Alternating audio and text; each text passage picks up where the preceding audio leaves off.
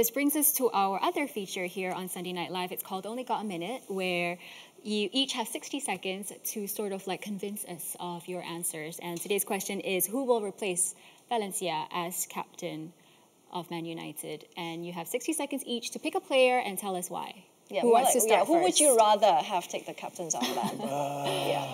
Have we got a clock? Have we got a clock? The clock on the screen. Okay, Paul, do you want to go first? 60 if seconds. I must. Yeah. If you must, you're not sure of your choice. All right, Okay. 3, 2, 1, go. Go ahead. Well, first of all, about captaincies, I don't know every individual player at Manchester United. It's only from the outside, the perspective that I get from the outside. But, you know, as a manager, when you look at who the captain should be, I think what's important is that they're the person that you can trust most on the field to help you with your ideas. That's one thing. I think the person's very important that they have the respect of their teammates. And it doesn't necessarily have to be someone that is so very verbally loud. It could be someone that really leads by example. And when I look at the current Manchester United squad, I would say that, and this is again, not knowing the players individually, so I'm only doing it from the outside, the person that I would say is best to be the captain would be the goalkeeper, De Gea. De Gea. No, you You can't. might as well have 2 seconds now. You can't choose my one. There were a couple of You have to names ask me that something was else. dropped into the ballot, of course, with fans and with other former players as well. But we want to hear from you, Glenn. Yeah, As a, well, Paul can obviously hear me thinking because he's just you're picked gonna my pick answer. someone else now, though. No, but Paul's right though. It's got to be someone it's not necessarily the best player in every 11 or squad. Sorry, it's the player that can sort of put the team first, take the teammates seriously, respect everyone outside the pitch, like the backroom staff, everyone around the training ground.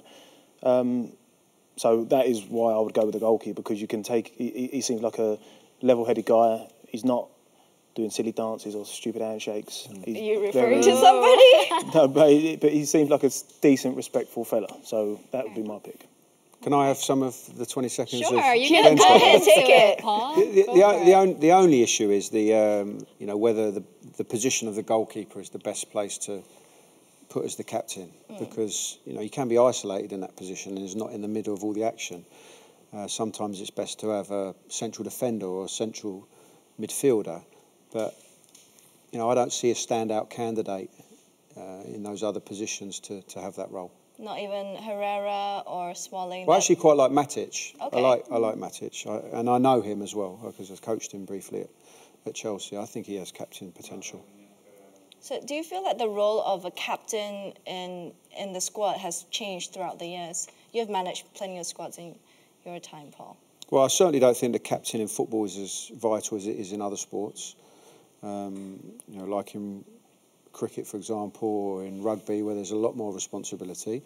It is an important role, but I think in football, it's best to see more leaders on the pitch rather than one particular person that everyone leads into. You have to have a captain; it's an important role. Some clubs have a club captain, and they also have a captain who's playing, because sometimes the club captain isn't playing so much, and is someone who's been at the club a long time and understands what goes on off the field as much as they do on the field as well.